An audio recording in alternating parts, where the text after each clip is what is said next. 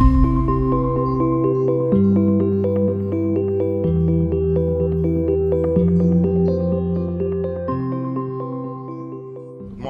ladies and gentlemen. Thank you very much for introduction, Jean. A couple of words about myself. I'm a medical doctor. I've done my medical degree from Ukraine. That's the country where I was born.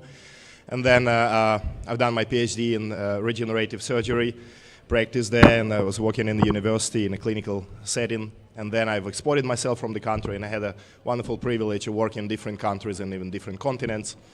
Somewhere in between, I won some government awards and even the grant from Japanese Society of Surgeons for the clinical study that I've done while working in Asia.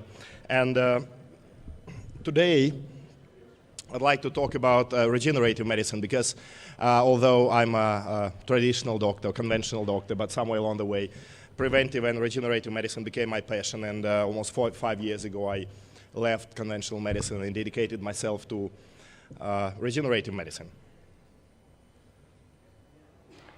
So a few words about our group. Our group was started in 1985. Initially, we started as a research company, and we're doing research in cell biology and biomolecular technologies, and we start formulating products for cell therapy and regenerative medicine. And the first commercially available product came up in 1991. And after that, we involve ourselves in stem cell research, and mostly in Central Europe and in Asia. And our group was one of the first groups that brought stem cell technology and treatment to the Asian continent. And in the later part, we also developed the academy, so we provide the training for doctors and physicians all over the world in regenerative medicine.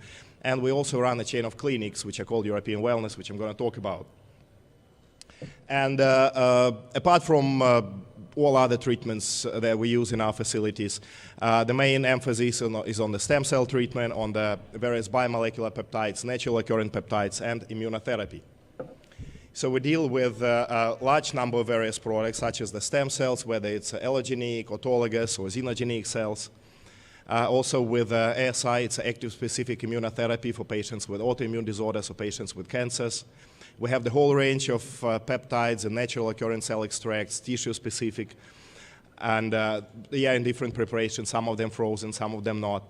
We also have about almost 10 years ago, we purchased a pharmaceutical plant in Australia. So we produce some products for immunotherapy and also interleukin-1 alpha blockers, which are the very potent anti-inflammatory drugs, and a number of supplements which contain alpha-lipoic acid, resveratrol, and all various anti-aging substances which have anti-aging effect.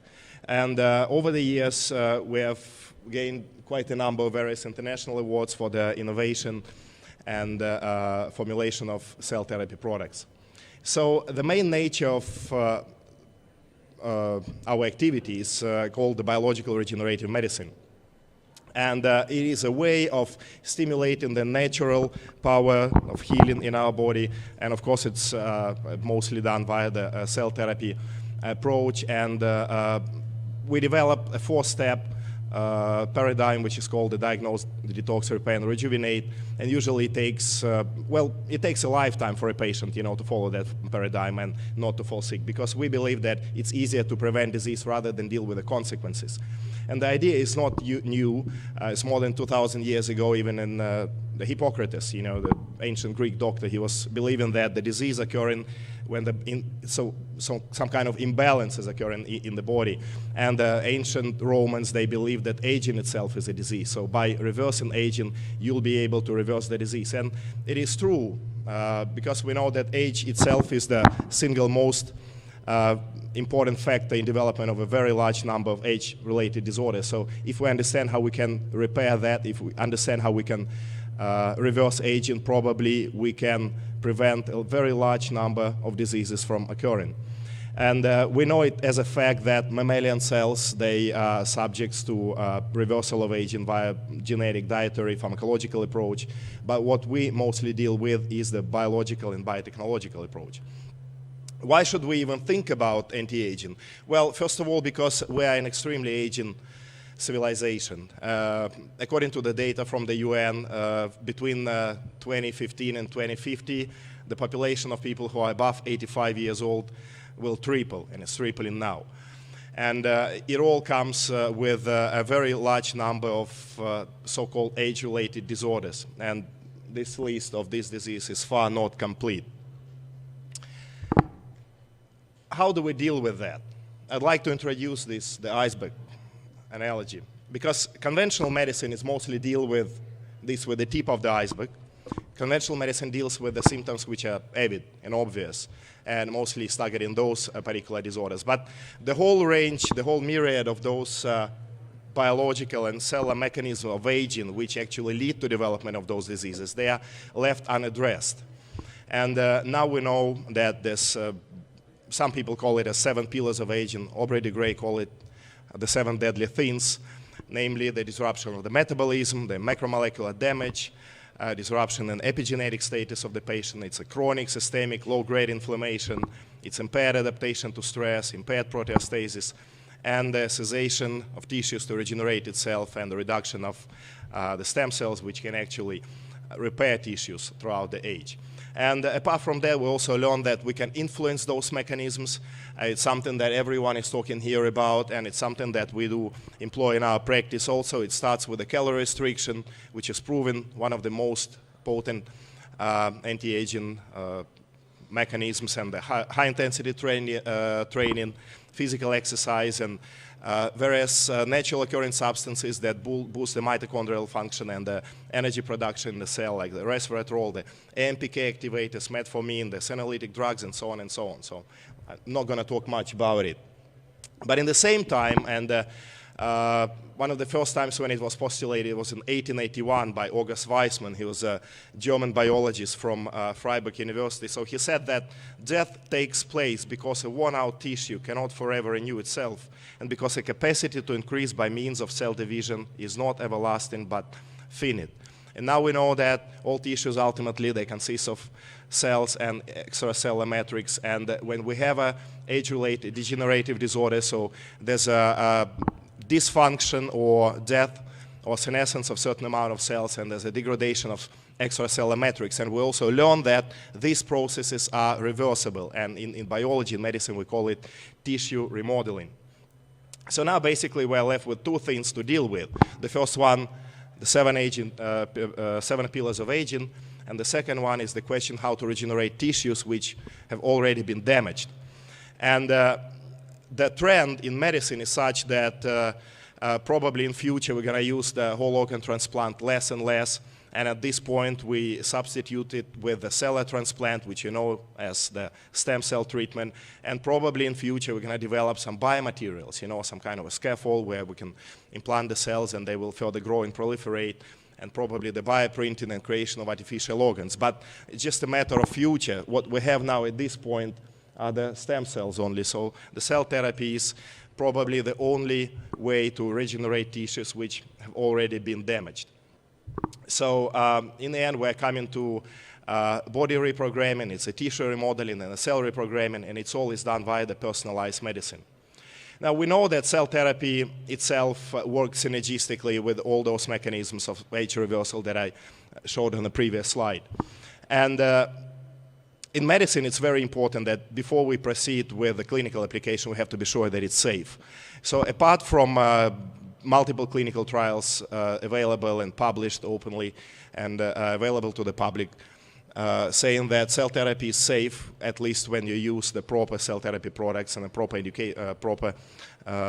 indication. We have done our own safety trial, and that was done in Germany in our hospital in Villa Medica.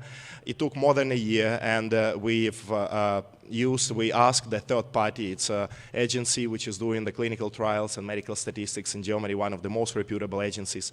They've selected 186 patients from 22 countries. They followed them up for more than a year after the treatment that they received in our facility, and they found out that the allergic reactions in a mild or moderate form, they happen in less than 2%, and the efficacy is about 98%, and 97% of the patients are willing to come and repeat therapy. So how does the cell therapy work? How does the stem cell work? There are a few mechanisms of action. The first one, we call it as a homing effect. It can be a local homing if you implant cells directly into the tissue, for example, when you try to regenerate cartilage in the patients with osteoarthritis. Or it's a distal homing, when you implant cells systemically, whether it's intraportal, intravenous, intramuscular, hyperneurotic, it doesn't matter. And then the cells, they, according to the homing principle and the signaling system, they migrate to the target organ, and they will further settle down there, they will complete their differentiation and further proliferate. And thus, the cells will repair the damaged cellular pool. Apart from that, the so-called paracrine effect. The paracrine effect is when the cells express various cytokines and the interleukins and growth factors and the whole number of biological substances which will stimulate the intrinsic repair of the patient's own tissues. They will stimulate patient's own stem cell proliferation and so on. And the third mechanism of action is the anti-inflammatory effect, when by release of the prostaglandins and the interleukins, the stem cells will stimulate the immune system, so it has the massive systemic anti-inflammatory effect and immunomodulatory effect. Apart from that, we're also interested in how does cell therapy work and influence the mitochondrial function and the antioxidant system. For that purpose, we have done some of the studies which involved expression, we studied the expression of some of the mitochondrial peptides and also the state of the antioxidant system.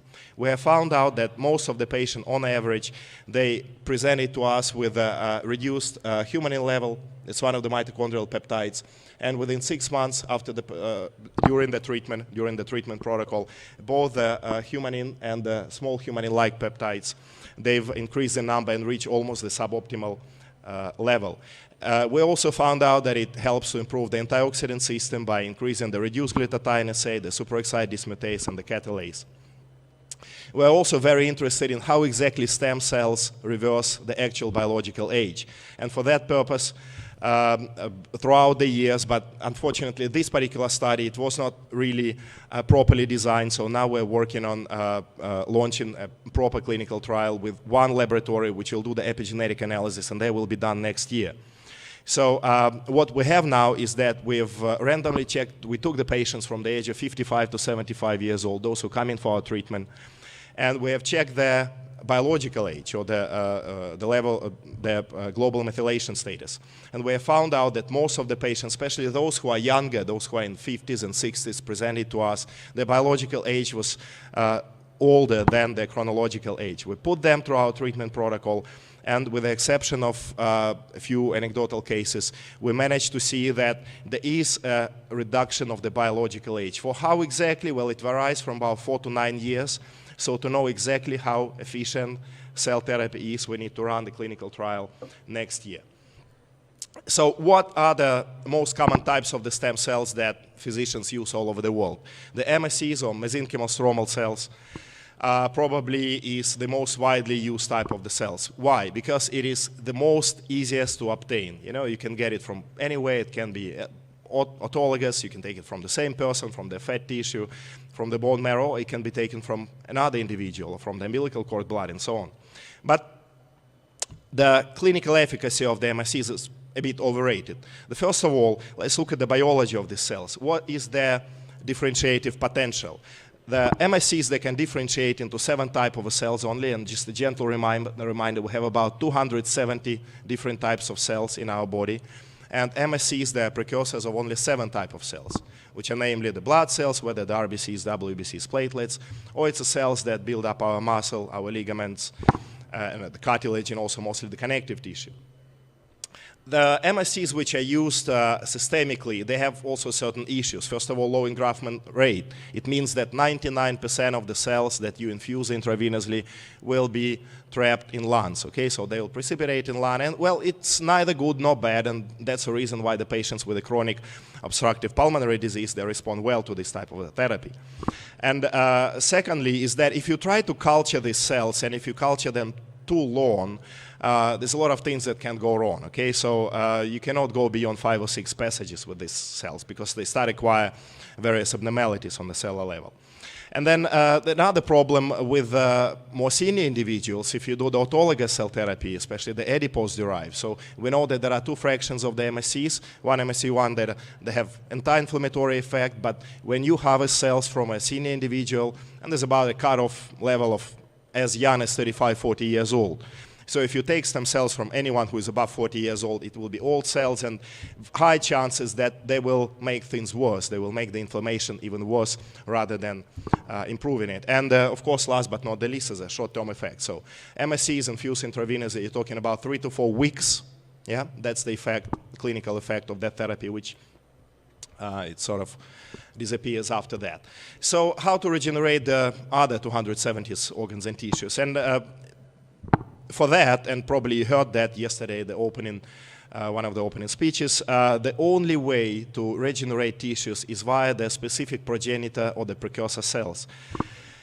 And if you look at this chart, the progenitor precursor cells are here, they're unipotent. These cells are absolutely determined and committed to their differentiative pathway, and there is no way for them to change or turn into the cancer cells or transdifferentiate or redifferentiate or whatsoever. If you compare the MSCs and the precursor stem cells, it's like a shotgun and a rifle. So MSC is just a shotgun. It shoots everywhere. Okay, so then the patient is lucky if it will hit the right place. And progenitor or the precursor cells, these are the targeted tissue or cell-specific or tissue-specific cells, and it's like a sniper rifle. That's how they look like. That's the neurons, precursor progenitor neurons in the nuke blue stain. These are the pancreatic cells with the nuke blue stain. These are the pancreatic cells with the mitochondrial stain. That's how the 𝐒𝐩𝐞𝐚𝐤𝐞𝐫 MSCs look like in the comparison with the human cells, and that's how the neurons, the precursor neurons, look in a fluorescent microscopy. So let's talk about clinical applications. How many of you heard about the person by the name Carl Gustav Groth? It's probably I'm the only one here. So unfortunately late already, he died a few years ago, but it was a wonderful surgeon, a transplant surgeon from Sweden, from Karolinska University, who since 1994, during the kidney transplant for his patients, he was doing the 𝐒𝐩𝐞𝐚𝐤𝐞𝐫 transplant of the pancreatic cells to patients with diabetes type 1. And he has found out that after that cell transplantation of the 𝐒𝐩𝐞𝐚𝐤𝐞𝐫 pancreatic cells, the patients were able to express insulin for as long as for 300 days. So he didn't provide a complete cure for diabetes, but at least he was managed to make them symptom-free and diabetes-free for almost a year. And it's a very well-published work. He's done that on quite a number of patients. And how many of you know that he was not the only one? That even until the 2011, there were a few clinical trials done in other countries, like in Poland, in Czech Republic, in Switzerland, and New Zealand, on 𝐒𝐩𝐞𝐚𝐤𝐞𝐫 transplantation. It's very well published. And from the clinical and experimental data, we know that by cell transplantation of the islets of the pancreas, we can get patients to be able to produce insulin for at least 150 days, up to 300 days.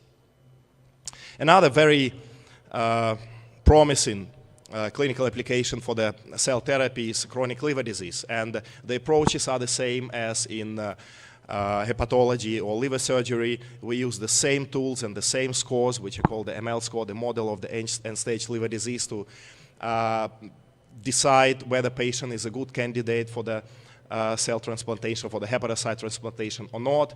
And while we are observing the natural course of the disease and observing the patient, we are not going to wait until the patient will develop the end stage of the disease and he'll become a best subject for the whole organ transplant. We start treating them with the hepatocyte transplantation along the way. And what we have found out is that it works very fast within the first 48 hours after the transplantation, even before the cells perform homing, before they migrate and settle down in liver. They actually start performing their function. They produce albumin. There are multiple routes of implantation, and you can do this hepatocyte transplantation almost as frequent as you want, every few months. And you can treat patients with either alcoholic, non-alcoholic liver disease, with hepatitis or non-hepatitis associated disease.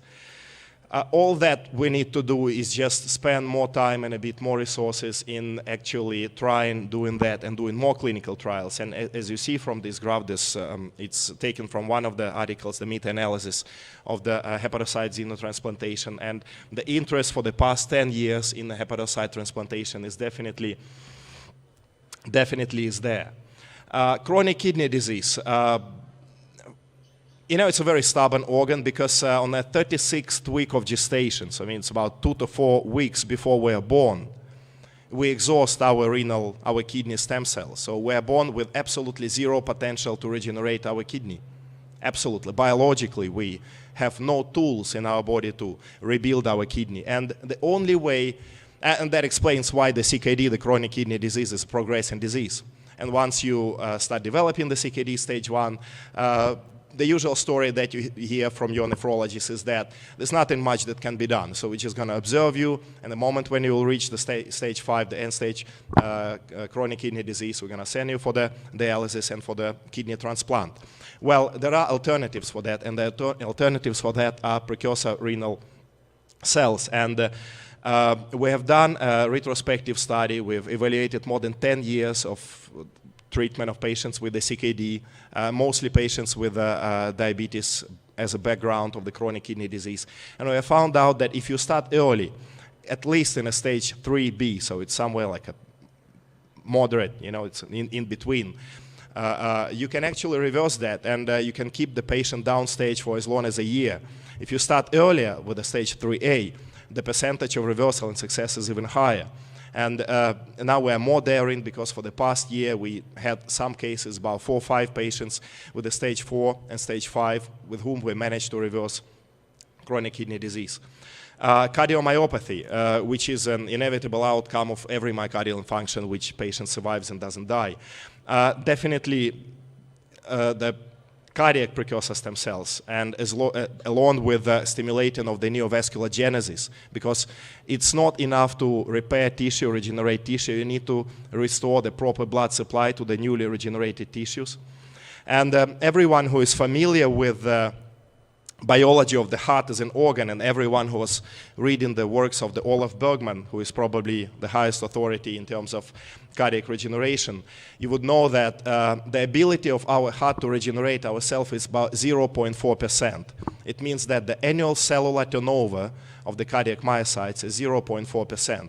If you have a patient with cardiomyopathy and you stimulate the cardiac repair, intrinsic cardiac repair, it's absolutely delusional. It's not going to work. You know, theoretically, it will take you about 40 years to grow in a patient's heart that amount of cardiac myocytes that die after one myocardial infarction. You know, and it's definitely not possible. Even if you try and infuse cells directly into the myocardium, it was found out that it is such a stubborn organ that the washout of the cells happens almost immediately.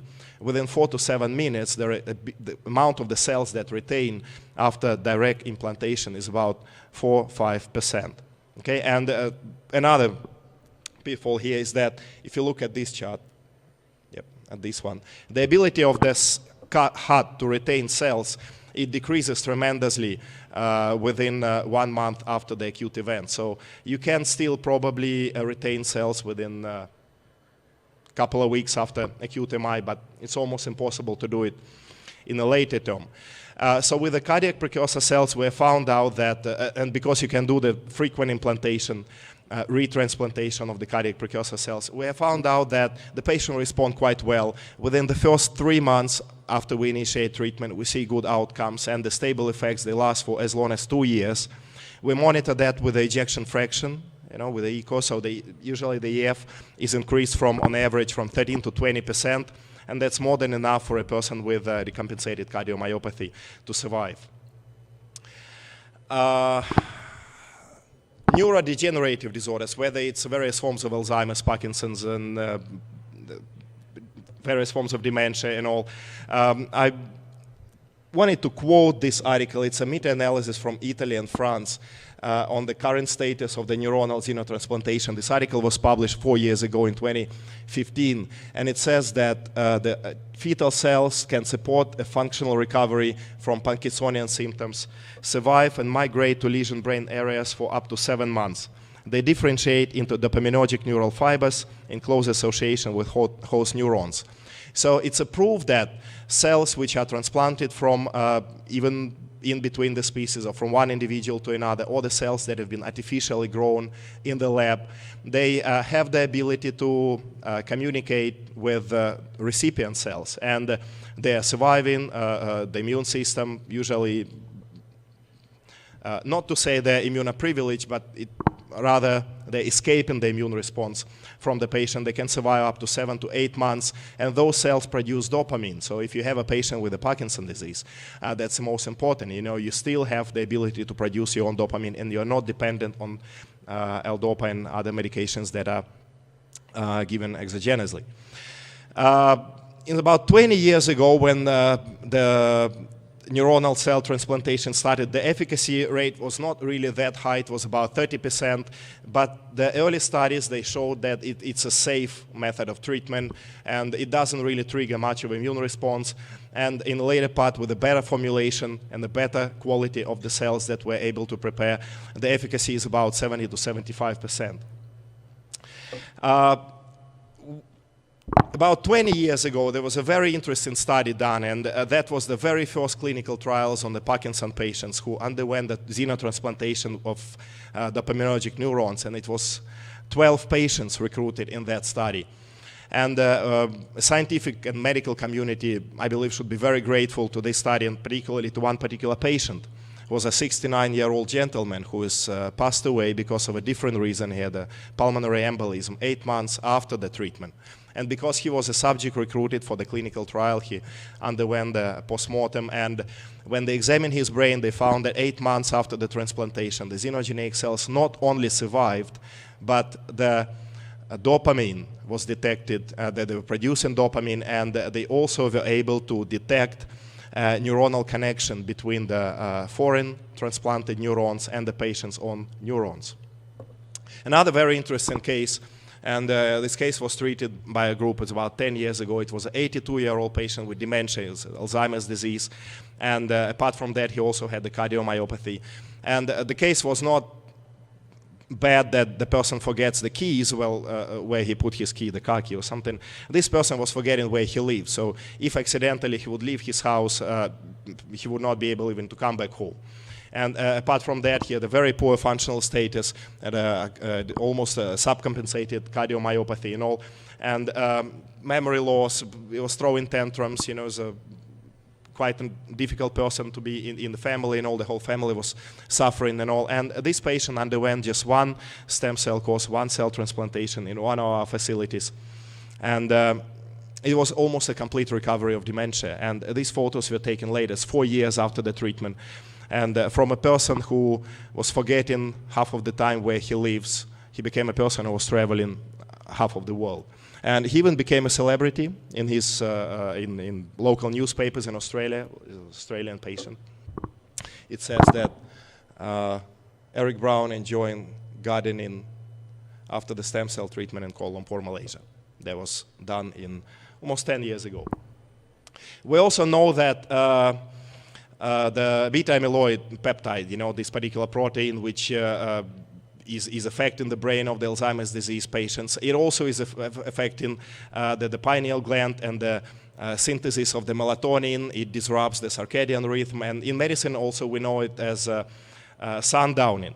It means when during the nighttime, during the evening, usually patients have even worsening of their symptoms, and they have sleep disorders and so on and so on. And we have found out that with the targeted cell therapy, even those disorders, they can be reversed. We have published an article on that, on the transplantation of the pinealocytes and the naturally occurring pineal peptides to patients with various forms of the sleep disorders and the patients with various forms of the neurodegenerative disorders such as Alzheimer's and other various forms of dementia. Biohormonal revitalization is also very important, and for your information, it's about 7% of male global male population in reproductive age. They suffer from premature andropause with all the consequences like the erectile dysfunction and so on. And at least 2% of the global female population in the reproductive age, they suffer from the premature menopause. And the idea was not new that you can reverse those changes if you start within less than 12 months after the symptoms start. The idea that it can be reversed by a stimulation of the patient endocrine system was there since 1950s and 60s. What we have done, we have just polished it a bit and we've improved the formulation. It's about 4 or 5 years ago, we have tried on a very small cohort of 5 males and 5 females this formulation, which includes the simulation of the patient's pituitary gland, patient's hypothalamus, so the entire hypothalamus hypophyseal system with the stimulation of the adrenal cortex, and we have found out that yes, the response was quite well, and based on that we have formulated even the products which can be used for the biohormonal revitalization. And we have done 2 studies on that. The first one was with a smaller number of patients, and a second study was done in Asia with almost 60 patients. We have found out that we can effectively increase and keep it quite stable for at least a year in male patients, the testosterone level. And in female group, also we were able, and this is with a very, very minimal hormonal involvement. We try to use as less of the hormone replacement therapy as possible. So we use only the cell therapy tools, the targeted cell therapy that stimulates the patient's endogenous or intrinsic production of the hormone. So we were able to reduce the follicle-stimulating hormone, increase the estrogen assay in those ladies, and keep it stable for almost a year. The musculoskeletal apparatus, you know, the chronic neck pain, lower back pain, the cervical spondylitis and lumbar spondylitis and the osteoarthritis and all. This is probably the types of diseases which are most often treated by stem cell doctors all over the world. And it is very important to understand that, yeah, that's how it looks like. It's very important to understand that it's not just enough to inject cells somewhere in this area, because the problem usually involves not only the discus with a probable prolapse or the herniation of the disc and with or without spinal stenosis, but also the problem involves so-called the facet joints, which are connecting the 2 vertebrae, and they're responsible for the mobility of the 2 vertebrae. And usually there are inflammatory changes there, and also the atrophy of the muscles that support the vertebral column. So using the ultrasound or X-ray guided technique, we implant cells directly into those areas of treatment.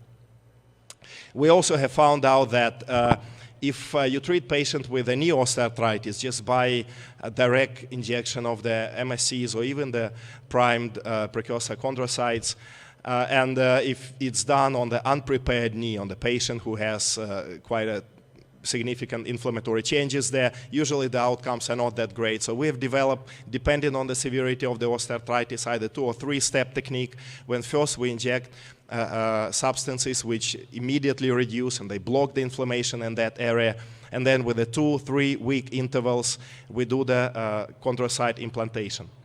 We do a lot of that work in our Asian clinic in Thailand. Don't be scared, these are the Thai words, you know, and these are the outcomes within 6 to 9 months after the treatment. So we increase the thickness of the cartilage, we increase the gap in the joint, and it is a very, very well tolerated procedure. So patients are usually back to their normal routine and their normal activities within a day.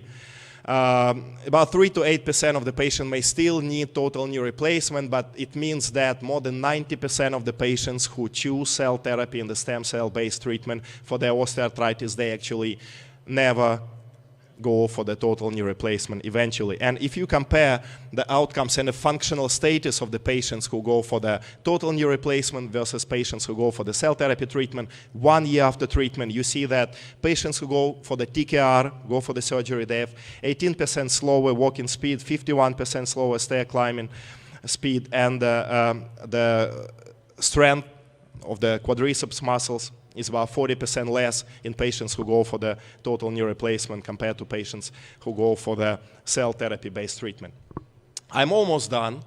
Is there a 5-minute Yeah, okay, so I just have 5 minutes. And so where exactly are we doing that, you know? So we have quite a number of clinics. We're scattered all over the world. We don't have yet a good solid center in the Western Hemisphere, but hopefully we're gonna have something in Mexico very soon. But what we do have up to this moment is our flagship, the hospital in Germany, in town of 𝐒𝐩𝐞𝐫, which is called Villa Medica. This hospital has got 65 years history of cell therapy. It started as a center of regenerative medicine since 1963 by a very famous German doctor, 𝐒𝐩𝐤𝐢𝐜. And apart from cell therapy-based or stem cell treatment, this hospital is providing various types of regenerative and preventive medicine care. Almost done. Almost, yeah, 30 seconds. And we have another hospital, clinic in Bangkok. This is an international clinic which is taking a lot of the medical tourism. It's a really beautiful, wonderful facility with a very trained staff and very trained doctors. And we have also a training center in Malaysia, so if anyone is interested, you can always drop by. We have a booth over there.